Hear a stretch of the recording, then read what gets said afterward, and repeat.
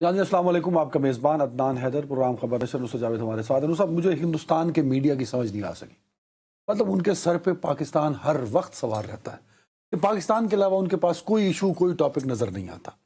مطلب پہلے وہ دھرندر فلم جو تھی وہ سوار رہی، اس پہ پاکستان اور پاکستان کی چیزیں اس پہ بات ہوتی رہی۔ وہاں سے نکلے سڈنی کا جو اٹیک تھا اس کو لنک کرتے رہے کہ پاکستانی نیشنل پاکستانی نیشنل۔ اب آج صبح سے ایک نیا انہوں نے کوہرام برپا کیا ہوا ہے کہ ہمارے جو چیف آف ڈیفنس فورسز ہیں فیلڈ مارشل عاصم منیر صاحب، ان کی کہیں ٹرمپ سے ملاقات ہونے جا رہی ہے۔ What is this story?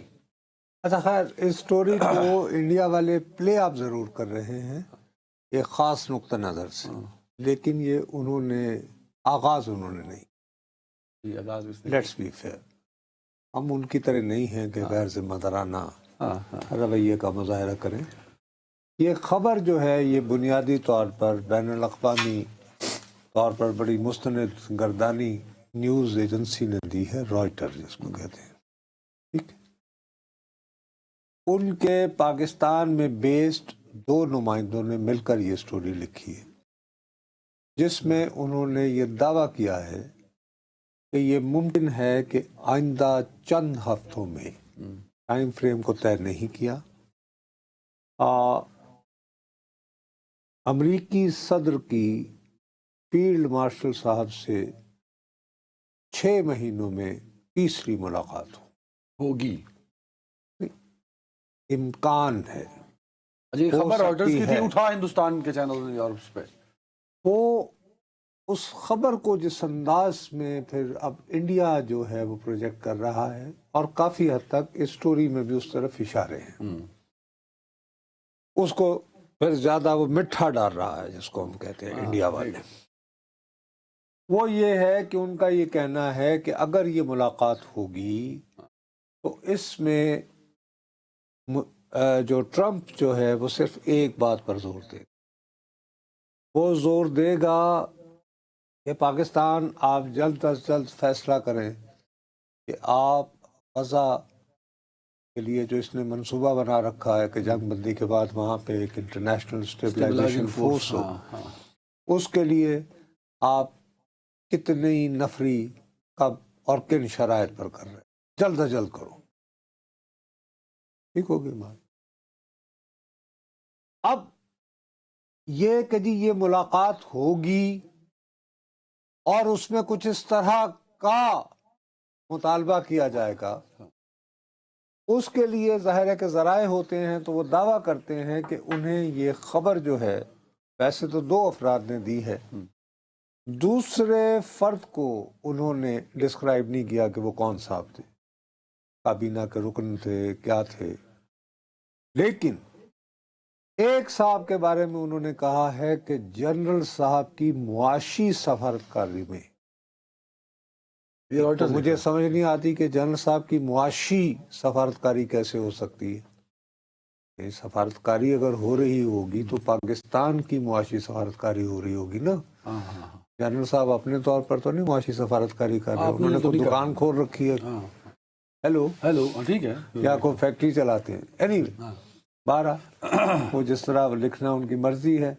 آج کل آپ کو پتہ ہے جو جرنلزم کا عالم ہے، جنرلز اکنامک ڈپلومیسی کے جنرل صاحب کی جو معاشی سفارتکاری ہے اس میں یہ صاحب اہم کردار ادا کر رہے ہیں۔ اچھا، جس طرح انہوں نے اس کو ڈسکرائب کیا ہے، میں بآسانی سوچ سکتا ہوں کہ یہ کس سے منسوب کر رہے ہیں۔ وہ کس سے کر رہے ہیں؟ لیکن میں جان بوجھ کر اس کا نام نہیں لوں گا کیونکہ میں پاگل ہوں، میں ایک مصیبت میں پیکا۔ اچھا، بہرحال اب اس کا جو ابتدائیہ ہے وہ بڑا غور طلب ہے۔ اس میں اشارہ یہ کیا جا رہا ہے کہ واشنگٹن دباؤ ڈالے گا، بولو ہاں جی جلدی کرو۔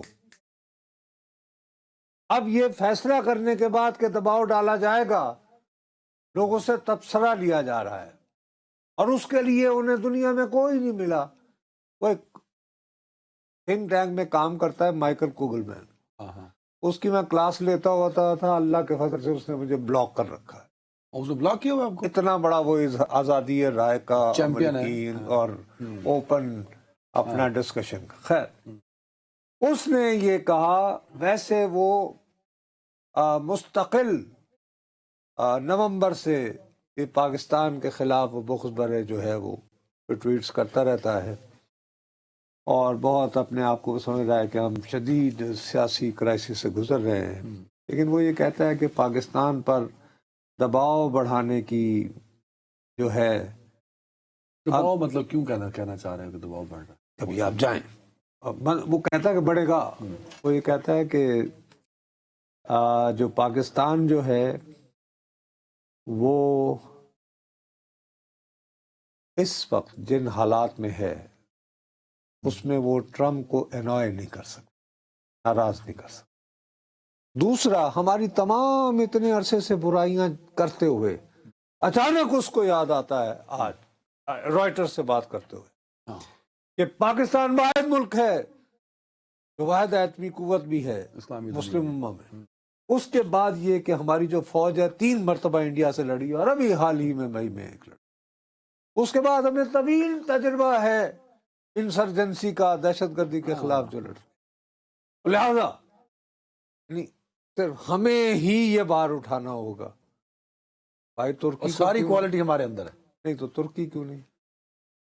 भाई कुर्दों के साथ वो कितने अरसे से तो उसने और भी मुल्क ममालिक लिखे ना सर, 5-6, मलेशिया, सऊदी अरब, तुर्की, जॉर्डन, इजिप्ट, वो ये है वो बाद अज़ा लिखी है। हाँ, वो तो इन्होंने खबर लिखने वालों ने कि जी अभी हाल ही में यार इंडोनेशिया के भी आए हुए थे, मलेशिया के साथ भी राब्ते हुए हैं हमारे, जॉर्डन के भी आए हुए थे, तुम्हें याद होगा हमारे बड़े अरसे बादशाह, और उसके बाद बहरीन, सऊदी अरब, ज़ाहिर मशवरे जारी हैं।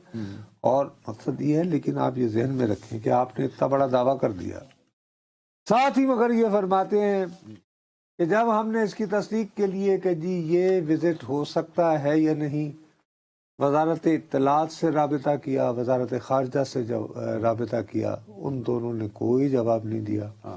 और हत्ता के चलो जी हमारे बारे में आप सिनिकली कह लेंगे भाई यहाँ पे वजारत इत्तलात को क्या पता, वजारत खारजा को क्या पता, फील्ड मार्शल जो है उनकी मर्जी है, अंडा दे या बच्चा दे, ठीक है आप कह लें जो भी कहना है।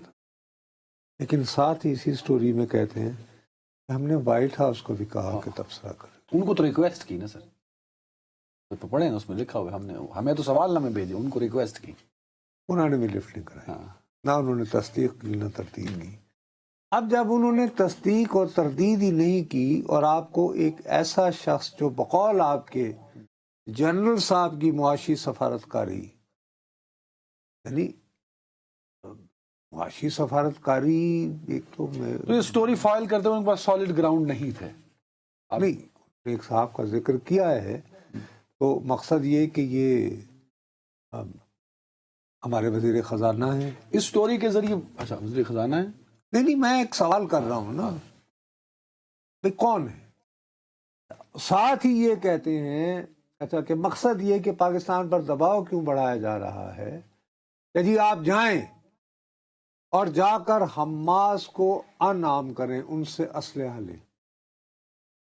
पाकिस्तान तो ये कभी भी नहीं करेगा। और इन्होंने खुद अपनी ही स्टोरी में ये लिखा है कि चंद ही रोज पहले पाकिस्तान के वजीर खारिजा जो कि डिप्टी प्राइम मिनिस्टर भी होते हैं, उन्होंने पब्लिकली प्रेस कॉन्फ्रेंस में कहा कि हम अपनी फौज भेजने को तैयार हैं, गजा में डिसआर्म नहीं कर सकते, ना करेंगे, लेकिन हमास को डिसआर्म करना हमारी जिम्मेदारी नहीं है। इस स्टोरी में जो रॉयटर्स ने दी है, खबर क्या है?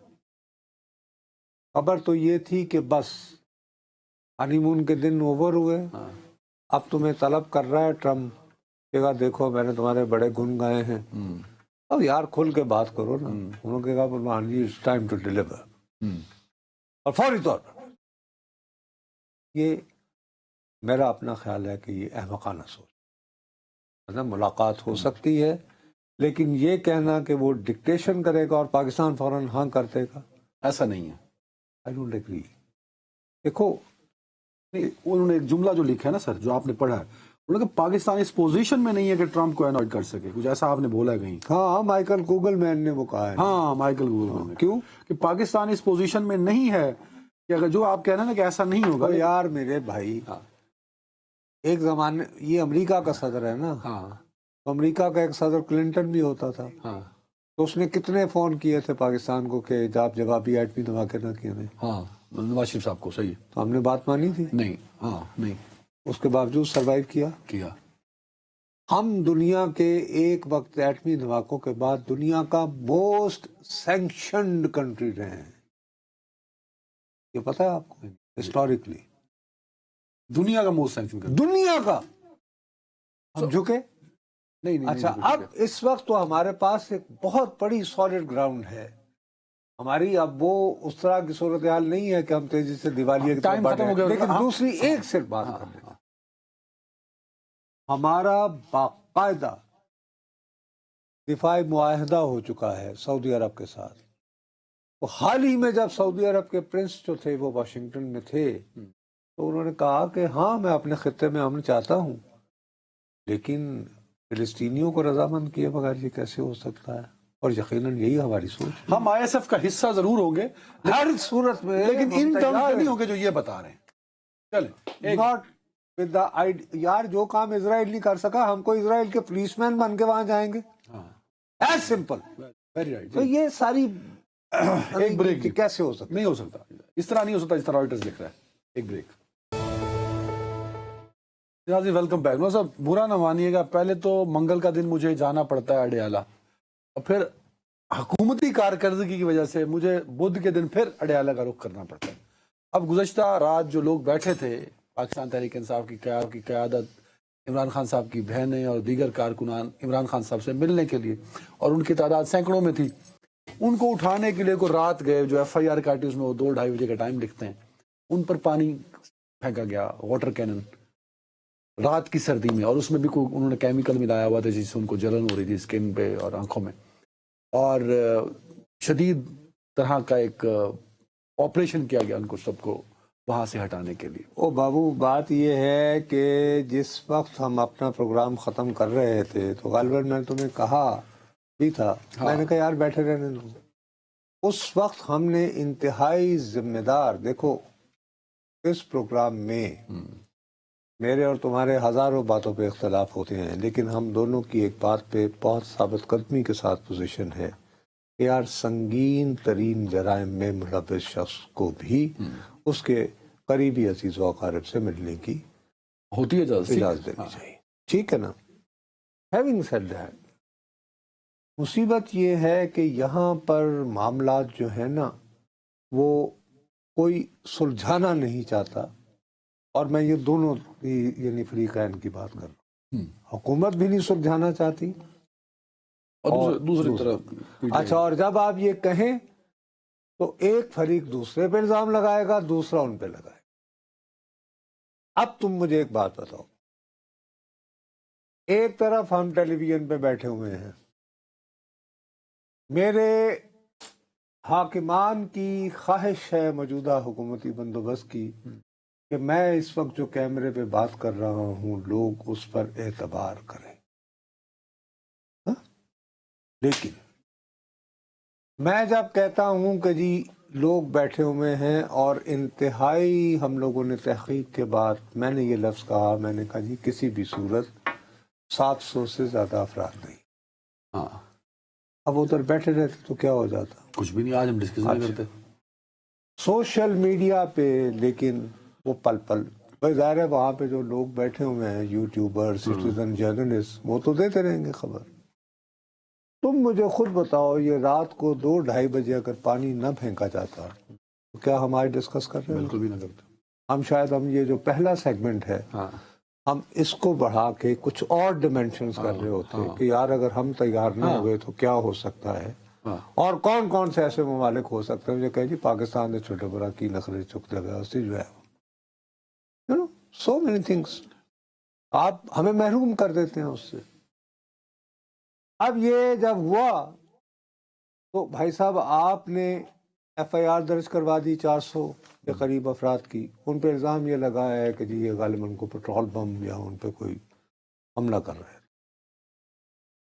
ایف آئی آر ایسی ہی لکھی جاتی ہیں، لیکن وہ جو فوٹیج کل کی چلتی رہی اس میں علامہ راجہ ناصر عباس بھی ہیں، نامزد اپوزیشن لیڈر اب یس اب علامہ صاحب کو نامزد کر رکھا ہے، بزرگ آدمی بھی ہیں، دوسرا ان کی ایک میڈیکل ہسٹری ہے.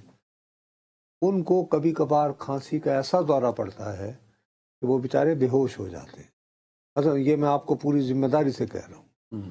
اب سردی کے اس موسم میں وہ پانی کی دھار کی زد میں آ کر اگر خدا نخواستہ آج کے دنوں میں، جبکہ تمہارے جیسا بندہ جو ہے 3 دن سے بستر پہ لگا ہوا ہے، ہٹا کھٹا لمبا چوڑا، وہ بیچارے ود دس میڈیکل ہسٹری، ان کے ساتھ کیا ہو سکتا تھا؟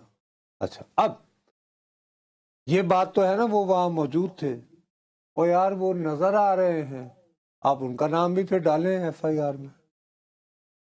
ان کا نہیں بھائی ان کی بہنوں کے نام ہم تو ڈال دیے، اور باقی اور نہیں بہت سارے لوگوں کے 400 لوگ ہیں. تو بھائی پھر ان کا بھی ڈال دیتے. اگر واقعی آپ نے لوگوں کو یہ مثال بنانا ہے، ابھی نہیں قبول کیا جائے گا. تو یہ جو دوگلی پالیسی ہے نا، it is giving confusing signal. اب یہ جو ملاقات کو لے کر ایک سچویشن بن رہی ہے ہر منگل کو، پھر کل جمعرات ہے، اب کل بابا منگل تو نظر ہو ہی جاتا تھا ایک سیگمنٹ ہمارے ٹی وی چینلوں کے 8 سے 9 کے پروگرام کا، اور بعد میں بھی جو ہوتے. لیکن اب تو بدھ بھی اس کی نظر ہونا شروع ہو گیا نا.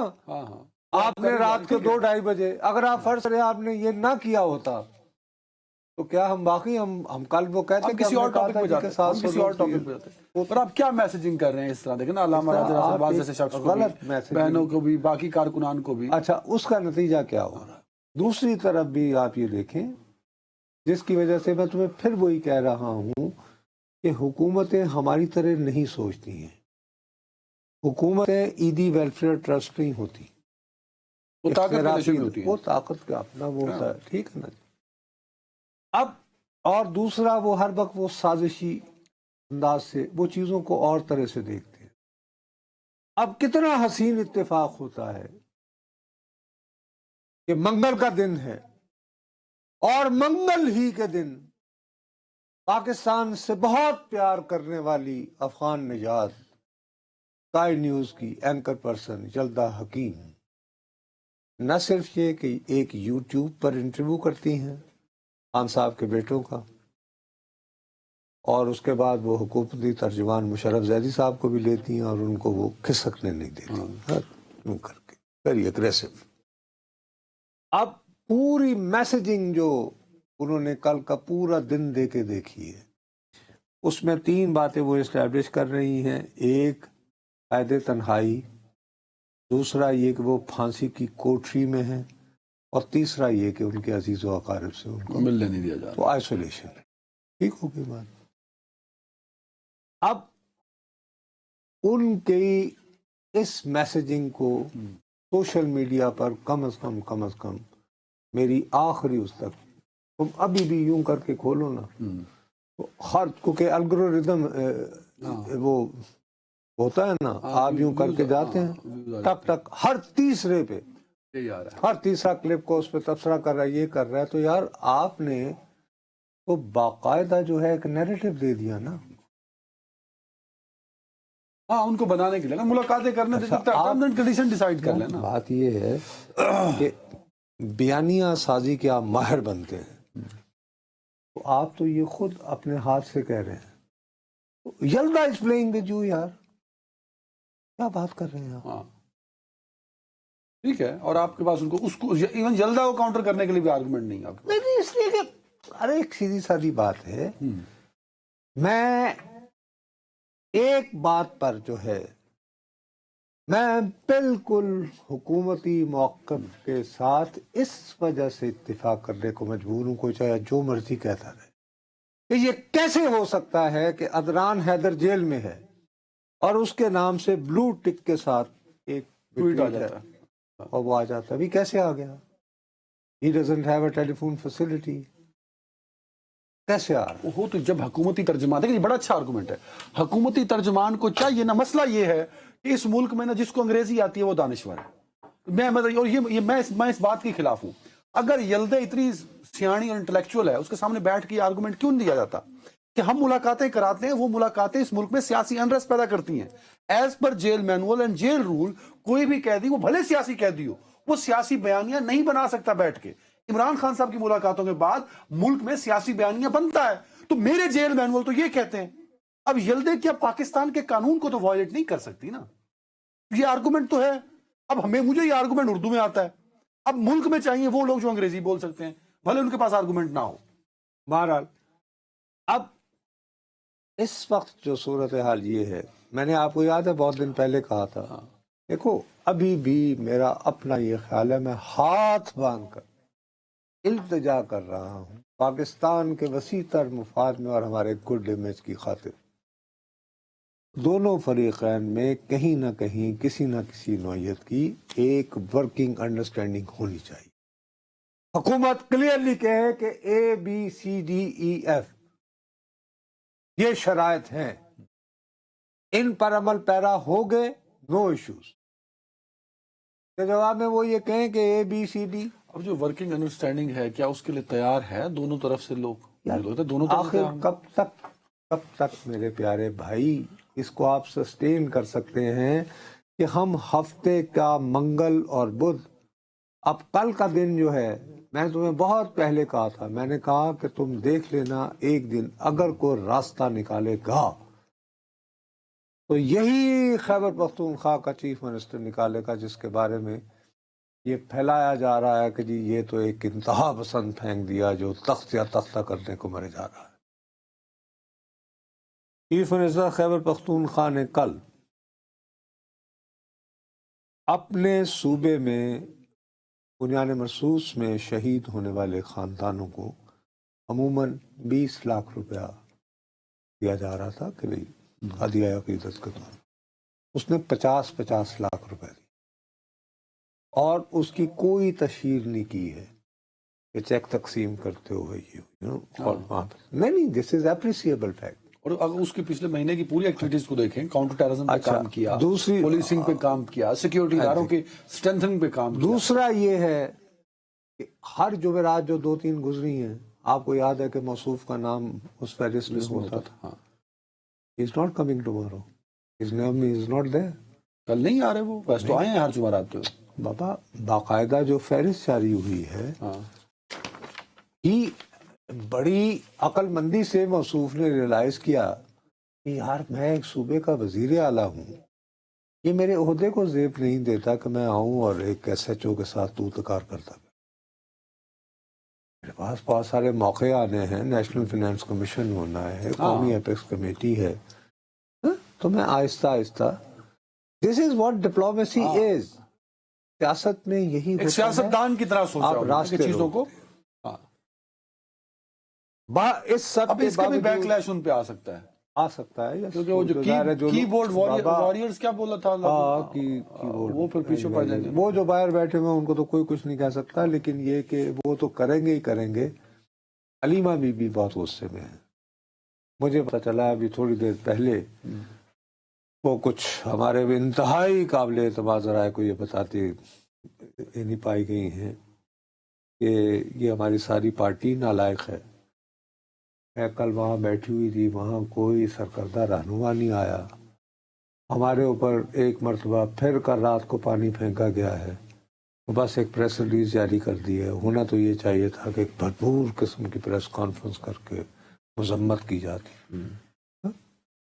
ساتھ ہی انہوں نے یہ بھی کہا کہ جی وہ ٹھیک ہے, میرے بھائی نے کہا ہے کہ اچھا صاحب اسٹریٹجی بنائیں, لیکن وہ تو ایک وسیع تر بنا رہے ہیں نا.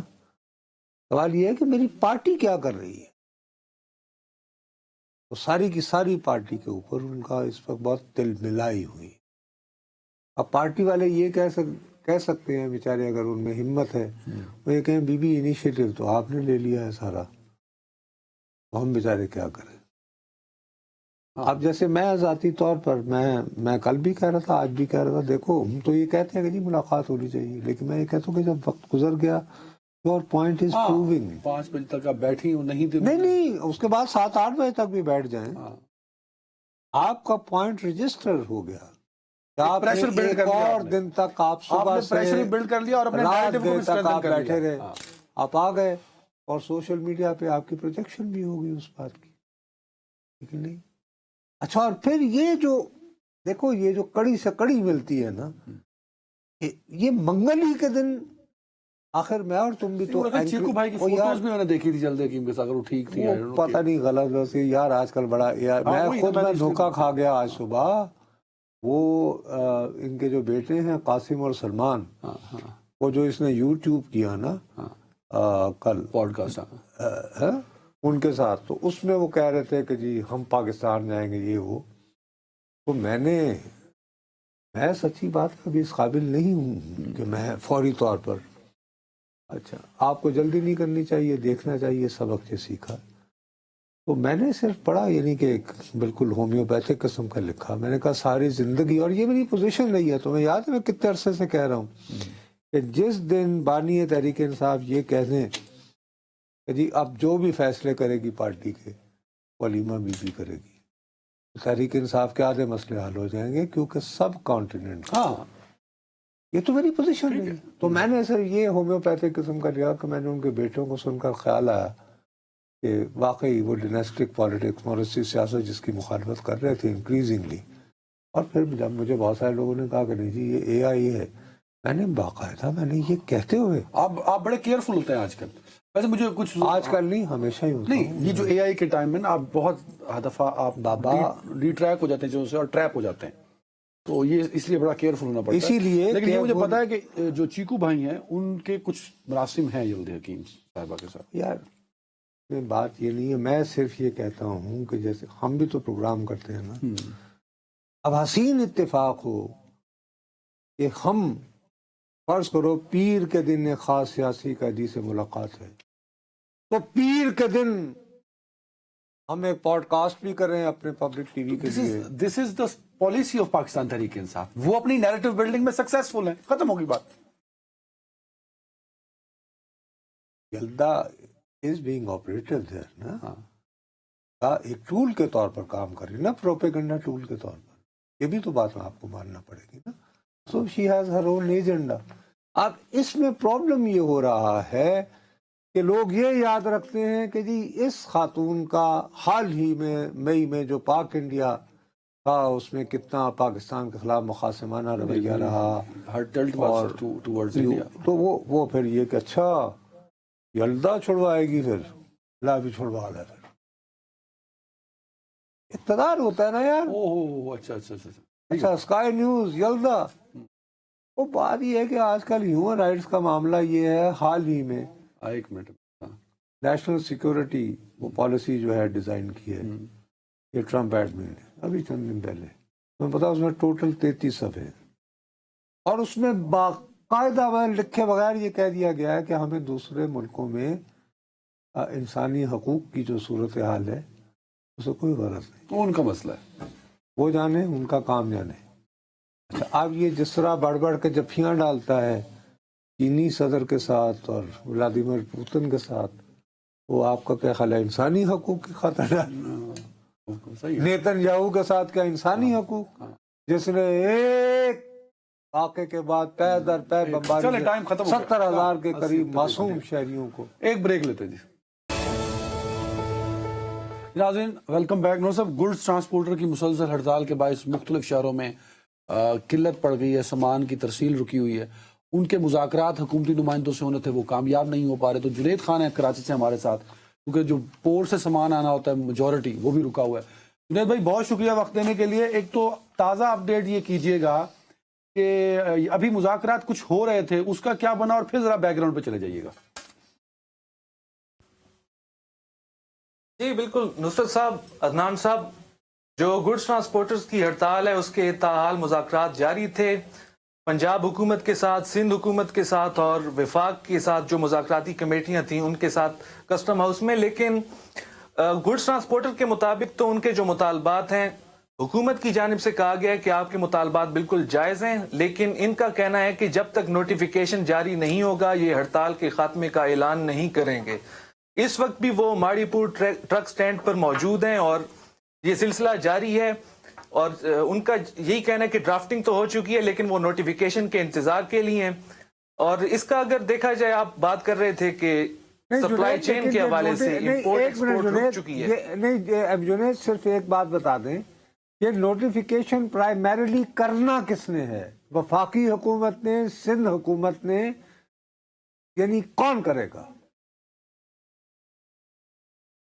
देखें, गुड्स ट्रांसपोर्टर्स के तीनों हुकूमतों से मुख्तलिफ मुतालबात हैं। विफाक से कस्टम्स के हवाले से मुतालबात हैं, पोर्ट एंड शिपिंग के हवाले से मुतालबात हैं, पंजाब से मोटर व्हीकल ऑर्डिनेंस के हवाले से मुतालबात हैं, सिंध से लिंक रोड के हवाले से मुतालबात हैं, ट्रक स्टैंड्स के हवाले से मुतालबात हैं।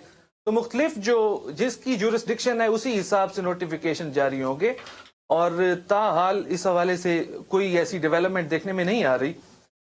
अच्छा, अब आप ये बताइए हमें, अभी तक आप माशाल्लाह बहुत ज़्यादा इकोनॉमी पे कड़ी निगाह रखते हैं, ये जो 10 दिन की हड़ताल रही है, आपके अंदाजे के मुताबिक इसमें कितना नुकसान, कितने अरबों का नुकसान हुआ है हमारे कारोबार में, कितना डंट पड़ा है?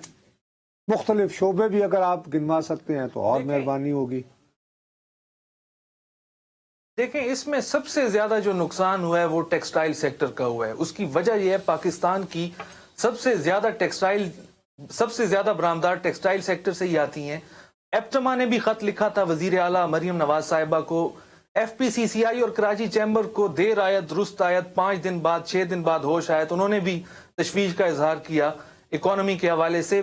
इसके हवाले से हमने आदाद शुमार जब पूछे तो कोई रफ एस्टीमेट भी बताने को तैयार नहीं था किस हवाले से, लेकिन जे अरबों रुपए का इससे नुकसान हुआ है। क्योंकि अभी आज की खबर देखें तो पाकिस्तान का जो करंट अकाउंट डेफिसिट है वो 261% दोबारा से बढ़ चुका है माली साल 26 के 5 माह में, और ऊपर से हड़तालें हो रही हैं। तो ओवरऑल देखा जाए तो सप्लाई चेन को नाकाबिले तलाफी नुकसान हो रहा है। SM तनवीर का मैंने इंटरव्यू किया, उन्होंने भी कहा कि जो सप्लाई चेन है, जो एक्सपोर्ट्स हैं, इंपोर्ट्स हैं, उनकी फैक्ट्रियों में खाम माल की किल्लत हो चुकी है, जो प्रोडक्शन है उनकी वो ओवर हो चुकी है, जो सामान तैयार है वो मार्केट तक जाने के लिए, बंदरगाह तक जाने के लिए कोई तरसील का इंतजाम नहीं है। बंदरगाहें खबरें ये आ रही हैं, जाम होने जा रही हैं। अभी खबरें ये आ रही हैं कि मुज़ाकरात कामयाब हो गए हैं और वो अपनी हड़ताल खत्म करने का ऐलान कर रहे हैं कुछ ही देर में।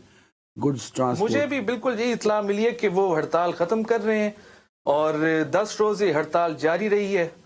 और अच्छा, इसके 10 बाद रोज देखते हैं बहुत कि टाइम होता है। सुबह के वक्त क्या सूरत हाल होती है। 10 रोज बहुत टाइम होता है। अगर सप्लाई नहीं पहुंचेगी फैक्ट्रियों तक, इंडस्ट्री तक, तो इंडस्ट्री नहीं चलेगी। LCs पे उसका इफेक्ट आता है, फ्रूट्स और वेजिटेबल मूव नहीं हो रहे, उसका नुकसान होता है।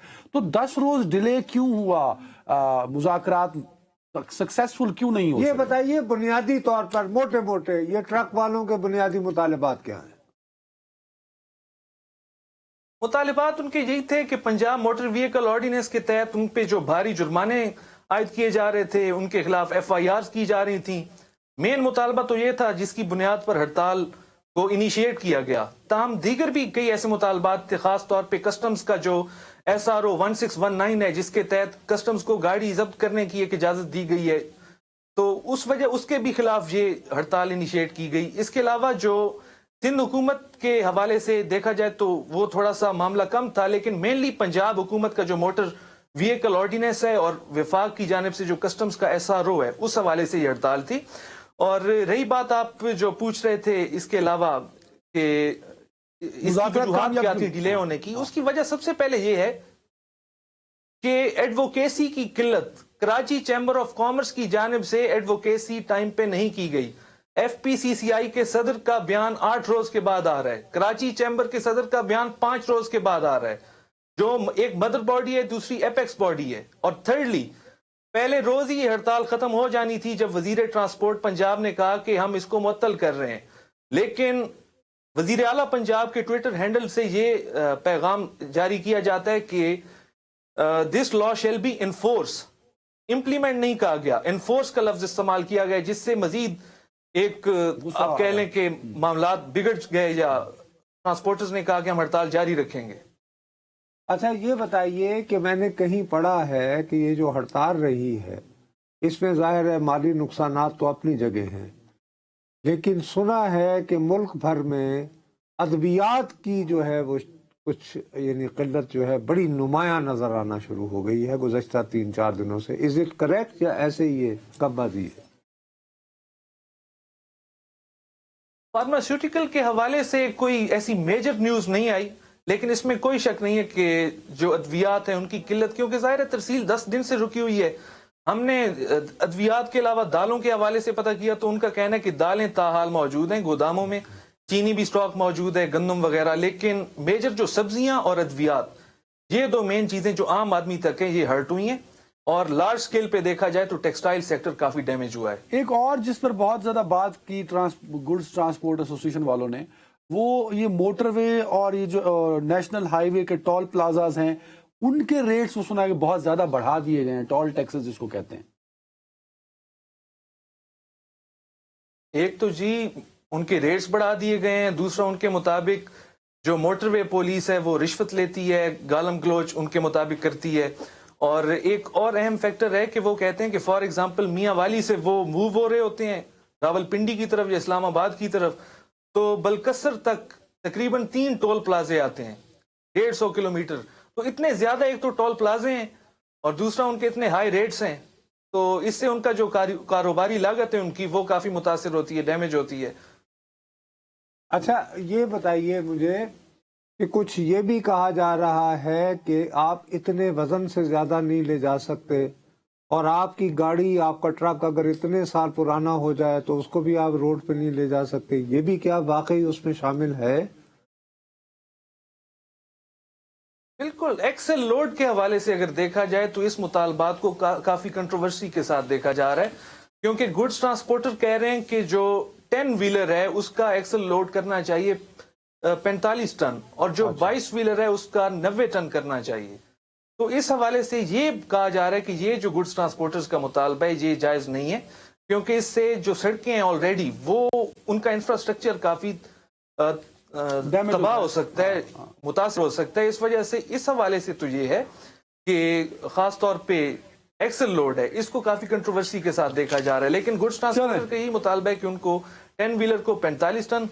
بہت شکریہ جنید بھائی وقت دینے کے لیے. بھیا بہت بہت بڑا ایشو کہ 10 دن آپ نے اس کو مطلب فور گرانٹیڈ لیا کہ بند ہوگی تو پھر کیوں ہے؟ میرے پیارے، مجھے پتہ نہیں کیوں میرا دل گھبرا جاتا ہے جب میں گڈز ٹرانسپورٹ کی، مجھے حیرت ہوتی ہے. ہمارا میڈیا جو ہے پتہ نہیں ہر چیز کی خبر رکھتے ہیں، یہ وہ دائیں بائیں. آپ کو پتہ ہے کہ چلی میں آئندے کی حکومت، یہ جو پہلی مرتبہ پہیا جام کا لفظ کہاں سے آیا تھا؟ چلی سے آیا آپریشن ویل جام، اور اس کو ریپیٹ کیا گیا. یہ انٹروڈیوس کیا تھا CIA نے، اور انٹروڈیوس کیا گیا تھا بھٹو صاحب کا پاکستان 77.